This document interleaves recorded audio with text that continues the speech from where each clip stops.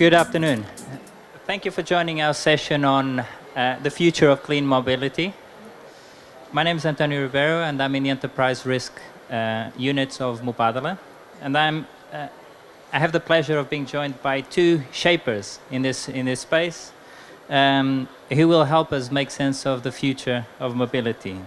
Ajay Narain, country managing director of LeasePlan Emirates. And LeasePlan, obviously Ajay will tell us more about the business, but it is a car leasing and fleet management solutions provider with a large EV fleet. And then I'll also be joined by Bert Pales, chairman of Callison, UK energy infrastructure company, providing smart meters, EV charging infrastructure, and a number of other services. Just to set the scene and reflect on why we're here and talking about mobility. Transportation is the second largest emitter as a sector. It accounts for 20% of global greenhouse gas emissions, and out of those 20%, 75% are in road transportation. So it makes sense to talk about it. We're seeing and hearing a lot about this topic, about road transportation. It's something that we can relate to because we all got here somehow, either driving or public transport, so we can relate to it at a personal level. And we see a lot of policy action. So we see bans, restrictions on internal combustion engines in some countries. We see incentives for low emission vehicles. We see lots of new charging stations. I think Bert will argue that we don't see enough of them, but we see more of those.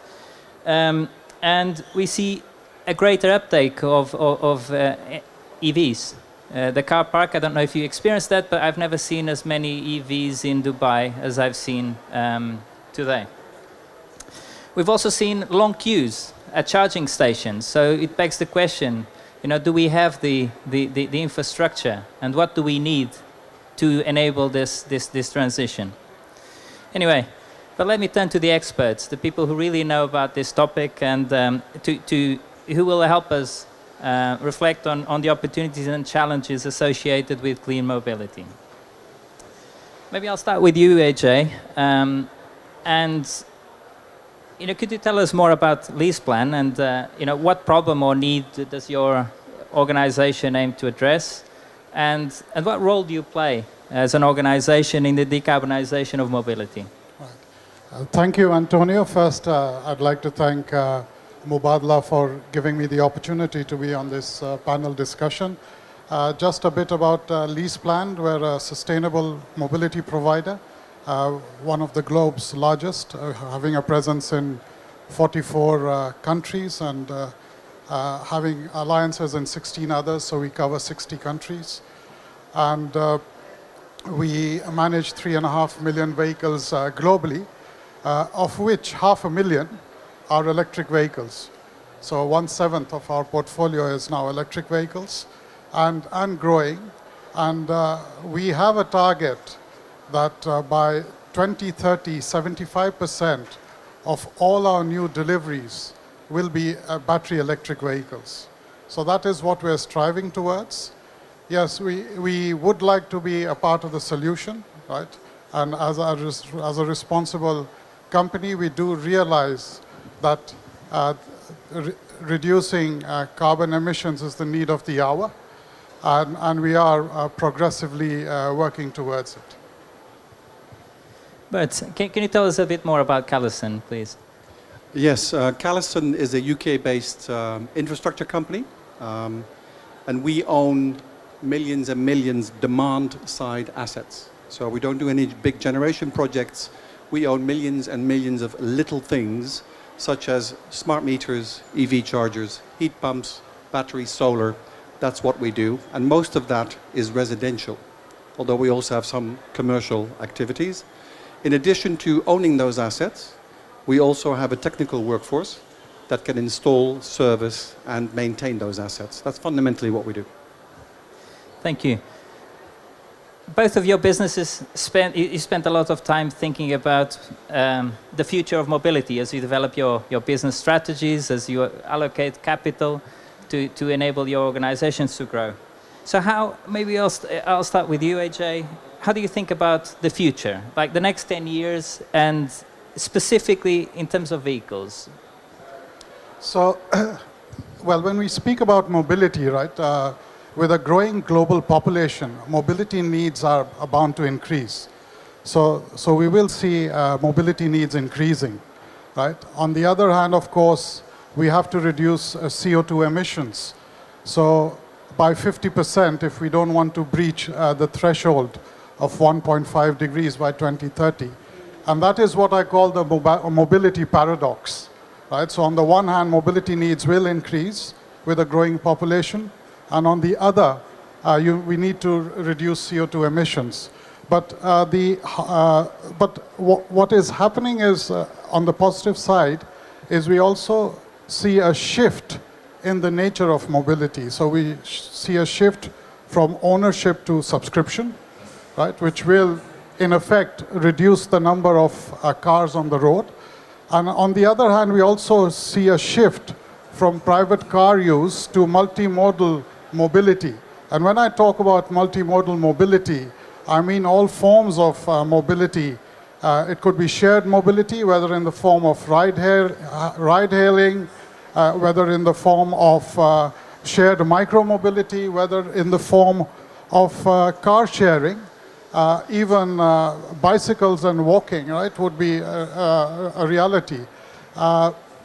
So there will be a shift in the mobility that will address the mobility paradox, but we can't see mobility in isolation.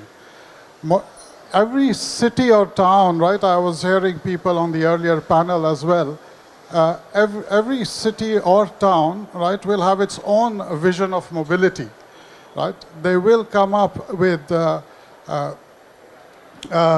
integrated mobility networks, right, whether ranging from, even you could see urban aerial mobility. We're talking about that a lot in the UAE now, right, having aerial taxis.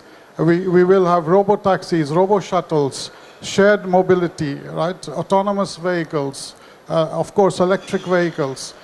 So there will be the need to develop an integrated mobility network, which will need to be developed in the context of urban planning concepts like 15-minute cities or 20-minute neighborhoods or smart cities. And we do see that happening, right? Masdar city is a great example in the UAE. The sustainable city in Dubai also is another example. And not to forget that this concept is not new, right? So it started way back in the 80s in the Netherlands as well, where they came up with the spatial planning policies, and which made the bicycle culture and infrastructure so popular. So those are the sort of things that will happen. Multimodal mobility will be a reality. We at LeasePlan, and soon to be rebranded as Ayvens, we do realize that multimodal mobility will be a reality. We have now built a platform which provides integrated multimodal mobility, right? And we plan to have at least 1 million users by 2030. So we do realize the shifts, and as an organization, as a responsible organization, we are trying to adapt to those shifts. Great, fascinating to hear about how you're thinking about the transformation. An organization for which, you know, the car was central to your business. Now you're thinking of more of a, you know, in a multimodal way and adapting your business model to it. It does sound like we need, you know, to green transport, we need changes at vehicle level, right? We need changes at city, urban planning level, and we need changes at behavioral level, all of us, right? At the individual level, how we use the vehicles, how we use this integrated transport system. Bert, could you tell us a bit more about your vision, how you think about infrastructure for in this new future of mobility? What infrastructure will we need? And because infrastructure is the enabler to many of these changes. Yes, that is indeed something that we spend a lot of time thinking about. It's fair to say that the infrastructure at this moment in time is not yet there. So what are the reasons? Why do we not have enough charging points, generally speaking? I represent mainly the UK, but I think this is true in most countries. I think there's several reasons for that. First of all, there's just not enough electric cars yet that are going to use the charging network enough so that you can make money on running an EV charging network. And if you ask me why that is, I think that price points for electric vehicles are far too high. It's the UK, you want a decent electric car, it's going to cost you £70,000. There's no way we're going to get mass adoption when cars are that expensive. And therefore, I personally can't wait for Chinese competitors to come in hopefully with a car that is sub £20,000 so that we see more adoption. If you look at the charging side of things, there are a few structural impediments that make it very difficult. First of all, often the bottleneck is the grid connection. Can you actually get the electrons to go to the charging station? And building the grid connections in many countries is very difficult. The grid in older countries was never built for electric vehicles. Luckily, here in the United Arab Emirates, the infrastructure is modern, it's new, you don't have those issues. But if you're in the UK and the pipes and cables were put in Victorian times, they cannot handle the amount of power that goes through. So you have a real grid connection issue. Fundamentally, the real issue is that nobody at this moment, I would argue, maybe there's always an exception, so be careful when you're absolute, nobody makes any money on EV charging. I looked at statistics not too long ago that showed that an average charger in the UK is used 7% of the time. 7% is about 1 hour a day. If that's an AC charger and you sell 7 kilowatts and you make 10p premium on the kilowatt that you sell, you just make 70p. Not even a pound. On an asset where you need to build a connection to the grid, you need to dig a hole in the ground, you need to put expensive kit in. So there are some structural impediments really that make it very, very difficult to roll out infrastructure faster because you just cannot make any money at this moment in time. Now that's fine, because we're happy to take a punt at some level, but then it's also not helpful when your regulator decides to change the goalpost as you go along. Right? In the UK, we were supposed to have electric vehicles by 2030, and the government decides in its infinite wisdom to postpone it to 2035. So you must have a stable regulatory framework. We must have more affordable EVs. And then finally, and I'll hand it back, I used to work at American Express. Now, you may ask, how does this have to do with EVs? We spend a lot of time researching what comes first, whether people have a credit card in their wallet or whether the merchant accepts the American Express card in his store. And we spend lots of money trying to figure out the answer to that sort of chicken and egg question. The reality is the card comes first. And I would assert that in EVs it's the same. The cars must come first, and then the infrastructure will follow. Why? You then have enough cars that use the infrastructure long enough so your utilization rate goes up, and you can actually make at least a break-even profit out of the infrastructure. So if I would like to just add to what Bert was saying, and I tend to agree with Bert, right? It's about the total cost of ownership of an EV and whether it makes sense or not. And we need to borrow from some of the best practices, right, across the globe, right? We have quite a few best practices. And I'd just like to sort of allude to Norway, where between 2008 and 2011, they only sold 10,000 EVs, right? So but in 2022, it took them only 4 weeks to sell 10,000 EVs. So from 4 years, they went to 4 weeks to sell 10,000 EVs. Right? And that was made possible, as Bert was saying, by changes in the regulation. So as soon as the Norwegian government made changes in the regulation providing tax incentives, which brought down the total cost of ownership of EVs, of course it increased the uptake of electric vehicles. And now 80% of all new deliveries in Norway are electric vehicles, right? So I think, yes, well, regulation is a key driver, but also having electric vehicles which are affordable is also would be one of the key drivers for EVs. And we do see battery costs going down. Over the past decade, battery costs have gone down by 80%, right? And hopefully they will go down further. We do see the Chinese in particular coming up with cheaper models. And also there are other players. I saw VinFast over here as well from Vietnam. I think they would be the other key players who would come with affordable EVs, and hopefully that would push the trend across other markets. Great. And just building on what you've said, your organization made a commitment to change the fleet, right? And to encourage your customers, which, as we were speaking, we're discussing earlier, you mentioned that your customers are increasingly expecting better performing vehicles from a climate perspective, right? So, but it is a costly decision, right? And it was a very bold decision, especially when it was made, right? Many years ago. So we're talking about vehicles that cost more, investment decisions which are quite considerable, at the time when we hear that maybe the next model will be better. It will have greater range, or there are a number of considerations relating to the technology evolving. So how did you get to make that commitment? Can you tell us a bit about your journey to make that commitment, and how important that commitment is to the success of your business in the long term? So actually, the wake-up call came during the Paris COP, right? Where our global CEO was attending the Paris COP, and we actually there. It was a sort of a wake-up call for the world, right? And a lot of commitments were made, some fulfilled, some yet to be fulfilled.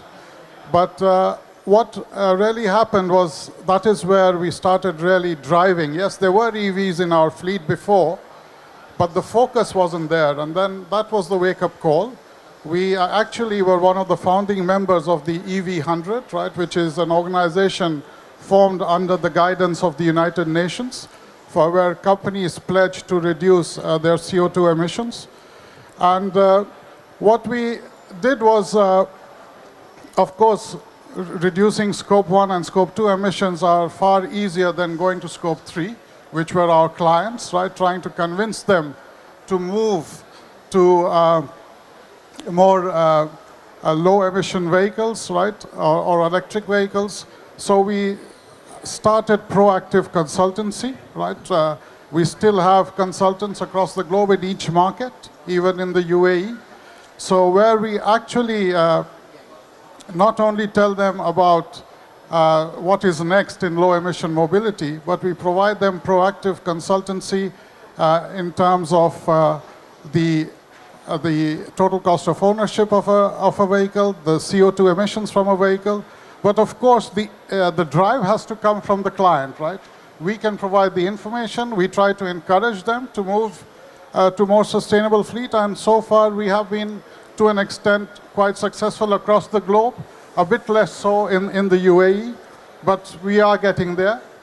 And what we normally do as a part of the consultancy, we provide them with our recommendations.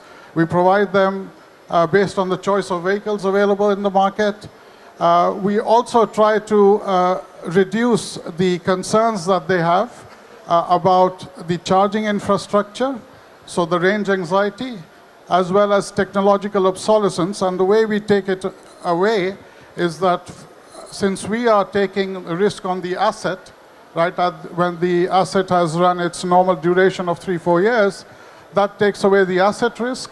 And as far as the range anxiety is concerned, I think that is more of a mindset, because 80% of the charging happens either at home or in the office, right? It doesn't happen on the highway, or it doesn't happen on points in between.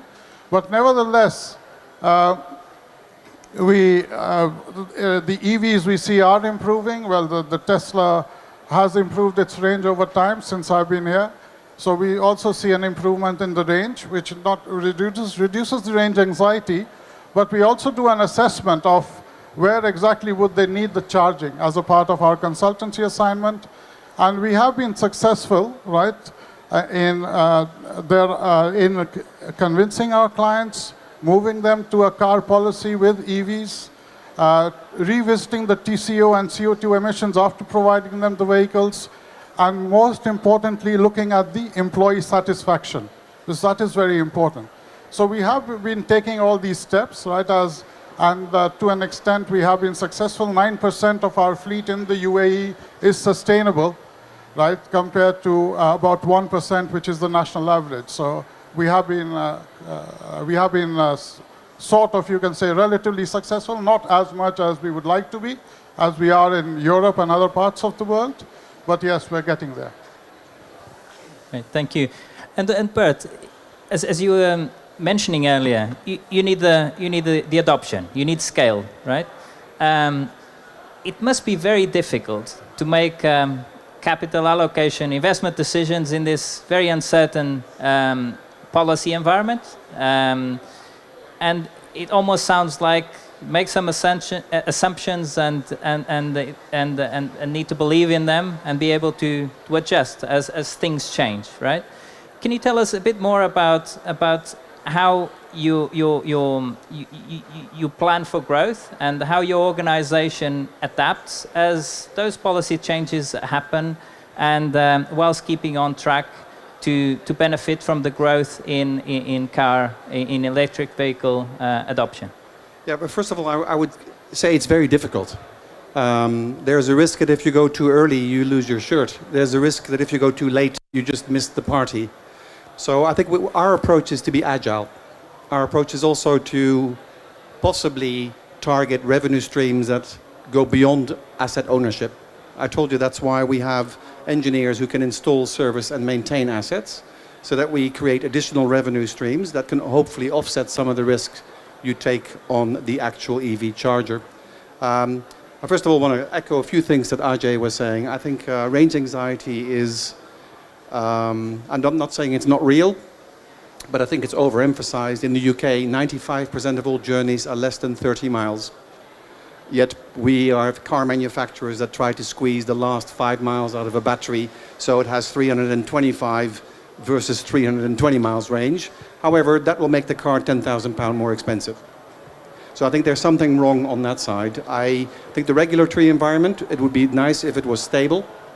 I also think that it needs to be slightly subsidized until EV and EV charging has enough scale that it can sustain itself. I think it's short-sighted as a government to not do that. I would assert that the costs of subsidizing EV adoption is a fraction of the cost you will pay in 10 years if you did not. So it's a short-sighted way of looking at it. I also think technologies need to develop further. And I'm probably going to tell you what sounds like a bit of a science fiction story, but it isn't. I was lucky enough a couple of years ago to go to Mazda's research facility outside Paris, where they demonstrated an electric car that was also autonomous. But what that car could do is it could drive itself to a charging station at 3 o'clock at night when you are asleep. And when you wake up in the morning, your car is already charged.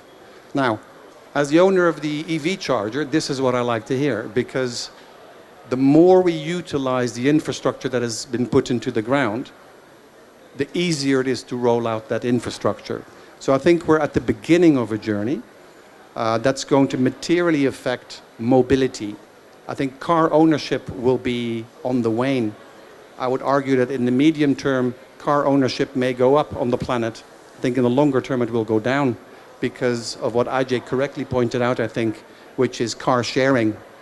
If I can order an autonomous vehicle, I can order a car like I order an Uber. And if Ajay and I want to leave this conference, I'll order one for 2 people. And if there's more people, I'll order one for 4 people, like I order my Uber today, except there will be no driver. In that model, why do you need to own a car?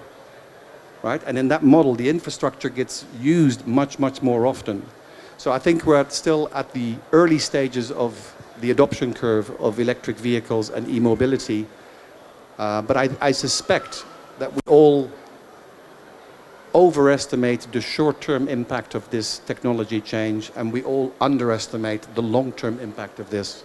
I think that's where it's going. So that's a bit, and for us, therefore, we want to be agile, we want to be quick, we want to take as much part of the value chain as we can, so we're less dependent only on the return on the asset.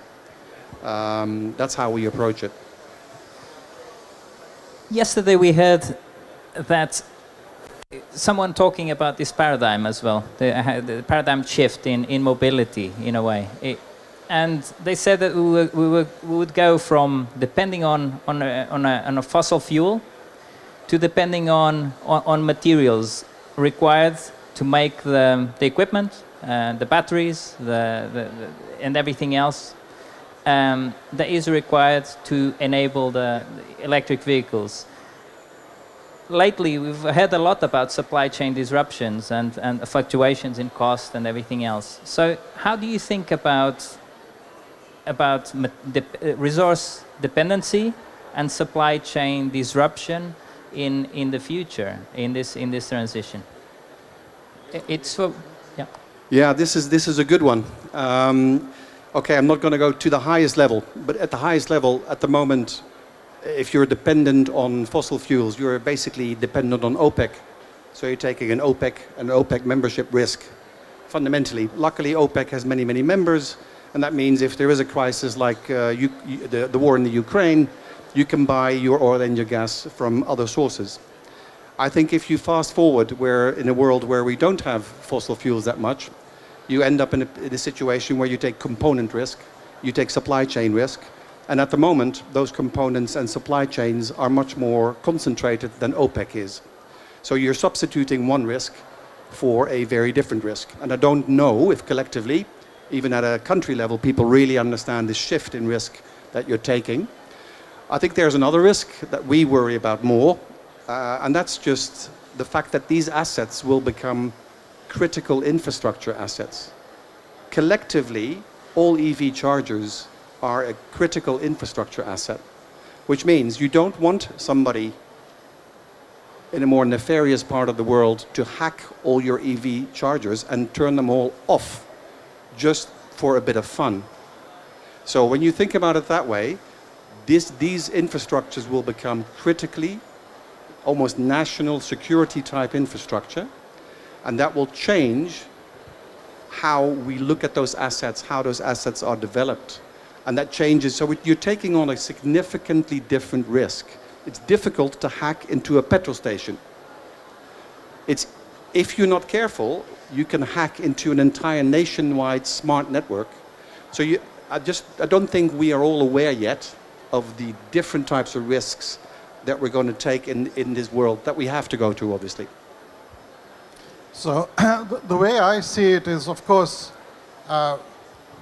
fossil fuel demand will still be there, though at a de-accelerating level, right? So it may de-accelerate a bit, but will still be required, right, by particularly what we call the global south, right, or countries that are emerging will still require fossil fuels. And however, well, I do see more and more renewable energy coming into play, right?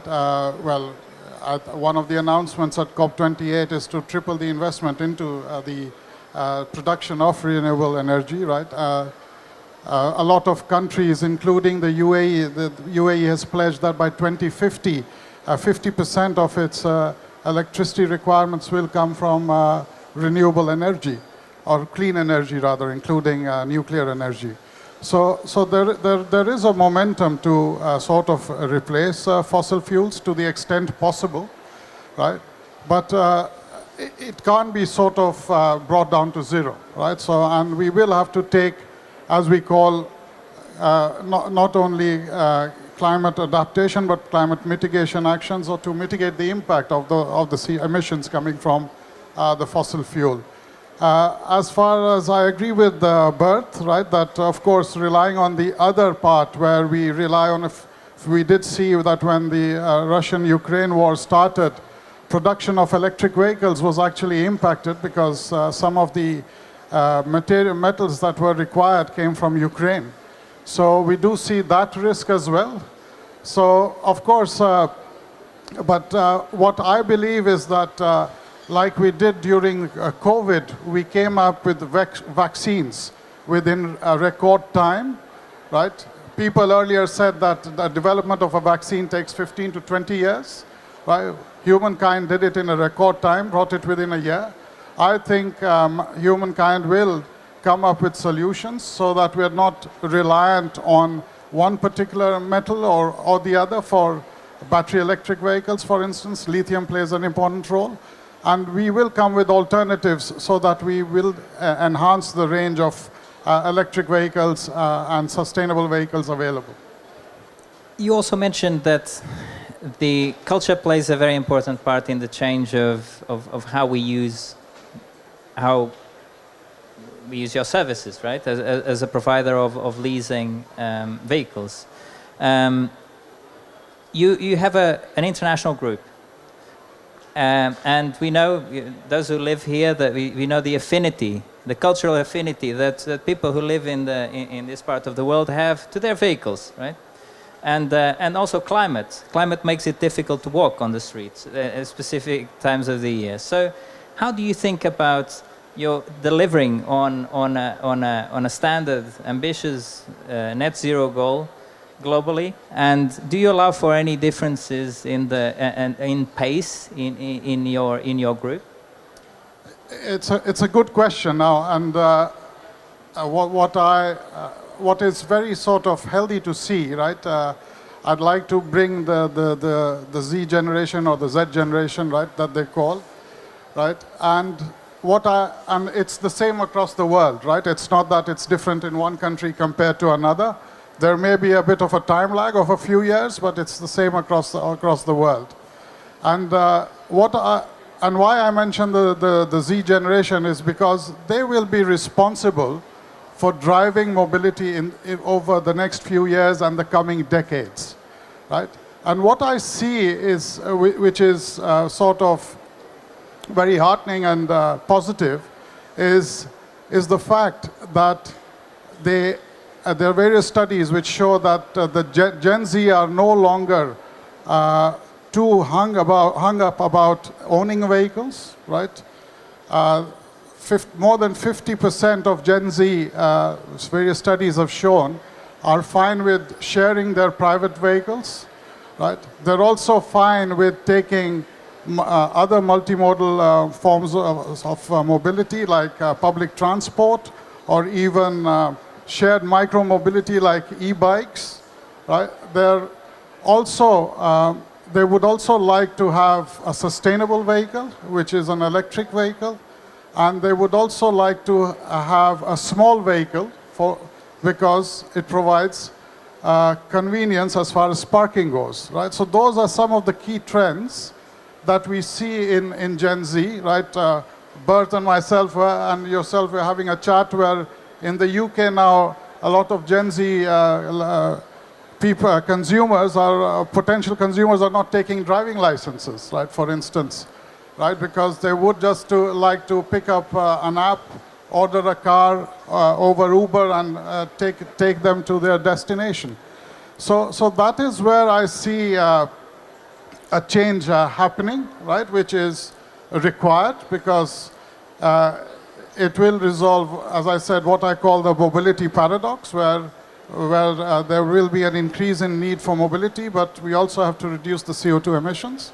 So that is a heartening change, and also the fact that they're moving away from ownership to subscription or leasing as well is a preferred option, is where companies like ours will play a key role. Thank you. Bert, a question to you.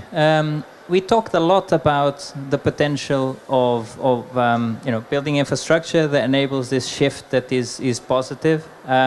We focused quite a lot on the UK context, and we talked about all the challenges that exist in developed markets.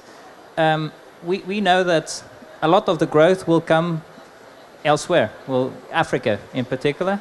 Right. So as we think about the future, and as we think about about where the impact is. And the impact is, climate change is global. We'll all be affected, irrespective of where the emissions are. It's a global phenomenon. So, is your business model applicable in an emerging market environment or context? And the same to you, AJ, as you think about your organization. Is this the way you're thinking about your business and your business model applicable and capable of delivering that positive change in an emerging market? So my short answer is yes, it is applicable, but it all comes down to affordability. So if it's too expensive, I don't think it's going to work, and I don't think in the global south we are quite there yet. It's too expensive.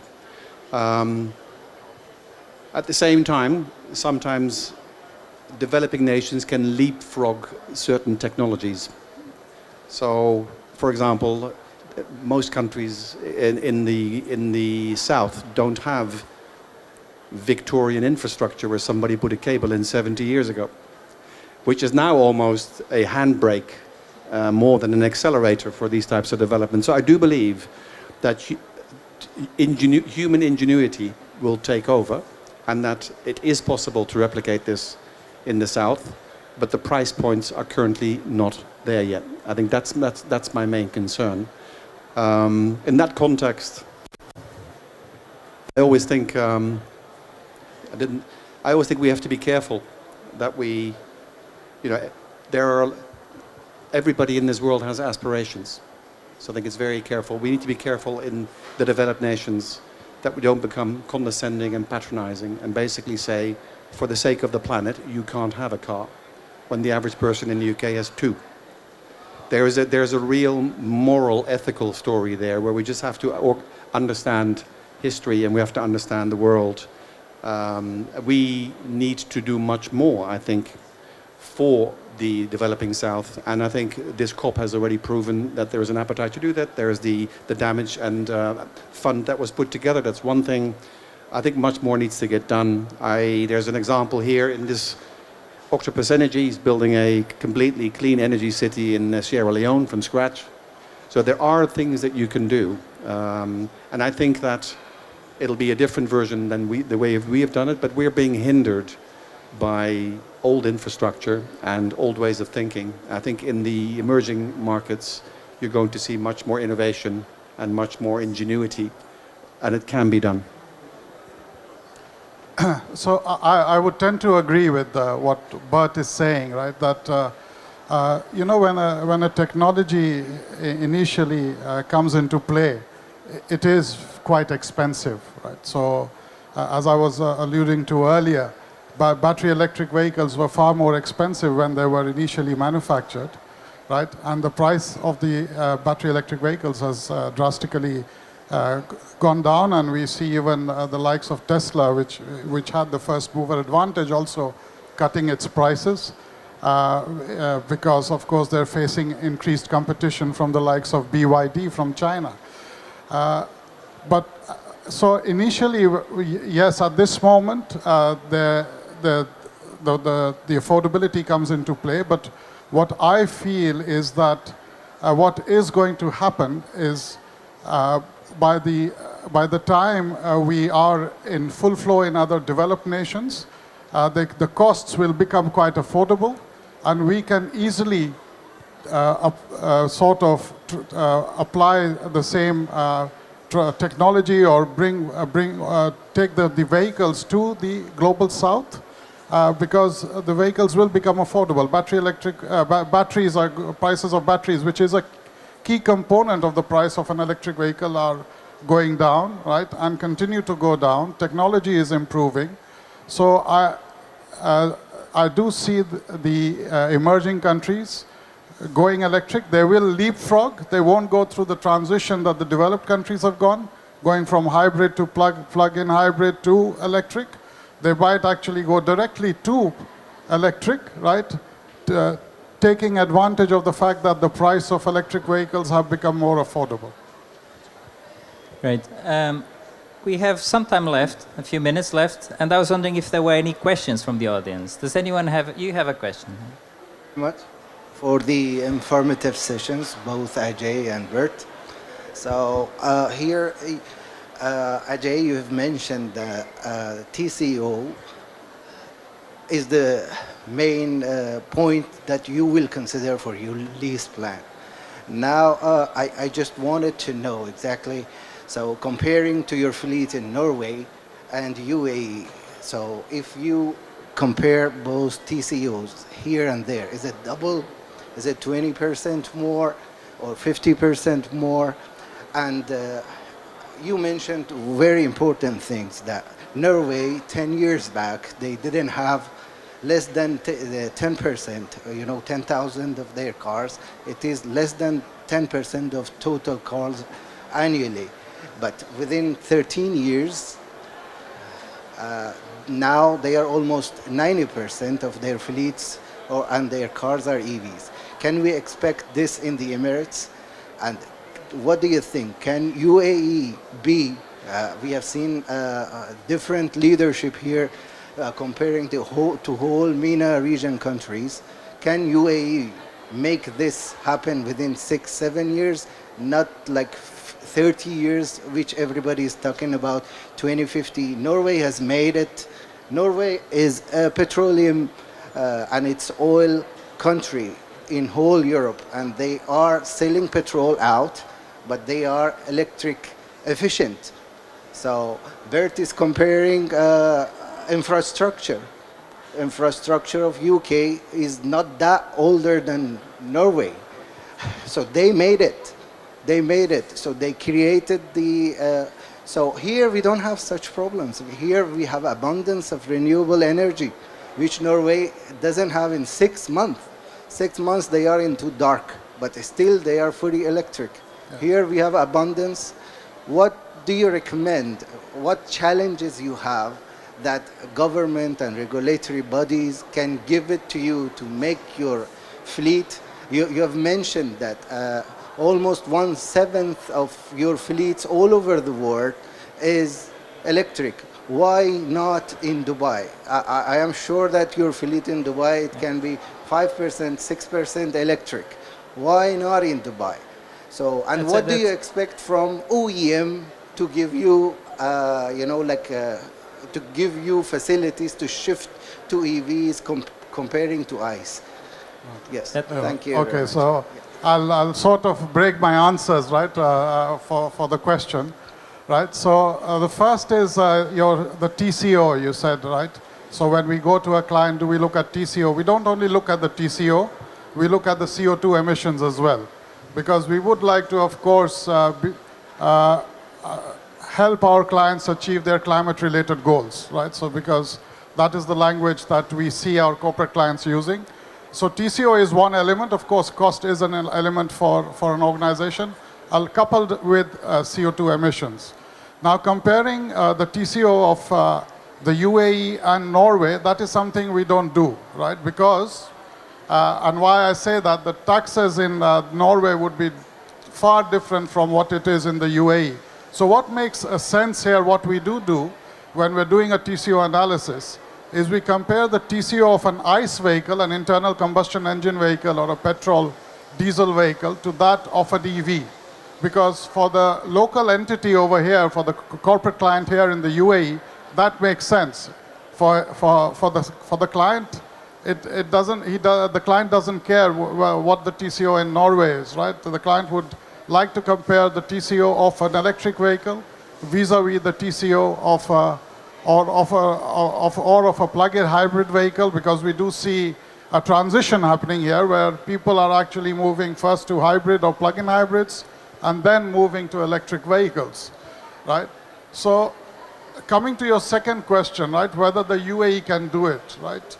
If I'm a firm believer, right, the UAE was the first country in the MENA region to announce the net zero emission goal, right? A net zero emission by 2050. It's the country that was one of the best countries in managing the COVID pandemic, right? It's the country which decided to and built the tallest building in the world, right? So I think, and the fact is that the number of announcements that have come throughout this COP28, right? I've followed previous COPs as well. I think they are groundbreaking, right? So the number of announcements that have come out, right? And I think, of course, we need to build upon the momentum that this COP has provided. So I'm a firm believer that whatever the leadership decides will happen in the UAE, right? And I think it will happen. So talking about a sustainable fleet and achieving a sustainable, well, they already have announced the National Electric Vehicle Policy, right? One of the few countries in the MENA region to announce a National Electric Vehicle Policy, right? Where a significant amount of the cars on the road will be converted to EVs by 2050. Right? And they will reach their net zero emission goal by 2050 as well. So yes, I believe that the UAE can achieve sort of the net zero by 2050 with at least 50%, if not more, EVs on the road. Maybe I'll hand over to Bert. So just one thing on Norway. Norway is blessed because they have a lot of oil and gas, but they also have insane amounts of hydro. So Norway has a very high level of clean energy already, and that means, right, driving an electric car when the power comes from a coal-fired plant, it doesn't really help. If you have an abundance of clean energy anyway, it's easier to make the leap. I think fundamentally, the government just paid for it. You got subsidies on the car, you got subsidies of the rollout of the EV infrastructure, and now it has a critical mass that you can take the subsidies out, and it keeps going on its own. Thank you. Was it worth it? I think for Norway, from what I can gather, yes, it probably was. Great. Thank you for the great question. Unfortunately, we've run out of time, but our panelists, I'm sure they would love to continue the discussion, so grab them afterwards. I have one very quick question to our panelists, which is, what would you like the audience to take away from this discussion? Yeah, so for me, I'm going to make it a bit more personal. My grandmother passed away about 20 years ago. She was 100 years old, by the way. And she showed me photos of going to church in the morning in a horse and carriage. That's 2 generations ago. Right? When I talk to my children about it, they can't understand it. I suspect that when my grandchildren look at me next to my combustion engine car, they will say, what the hell was he doing at that moment in time? By the way, why do you have that car? Why do you even own such a car? And I do believe that's the transition that we're going to go on. Thank you. So what I would like to say is a bit more generic, right? Not personal, but what I would like to say is climate change is a reality. We need to understand that we need to take measures, right? We need to take measures to mitigate the impact of climate change because we owe it to the generations to come. And what I would like to say, right, is maybe we need to borrow a leaf or a page from 1832 when actually electric vehicles were one of the first to be produced.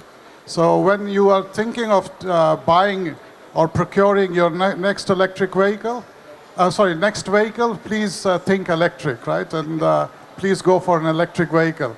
And by then, I'm sure that the UAE will have a wonderful electric vehicle charging infrastructure.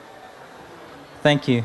So we've heard that the future is electric, autonomous perhaps, shared, and we need to change our vehicles, we need to change our cities and our infrastructure, and we need to change ourselves and the way we move.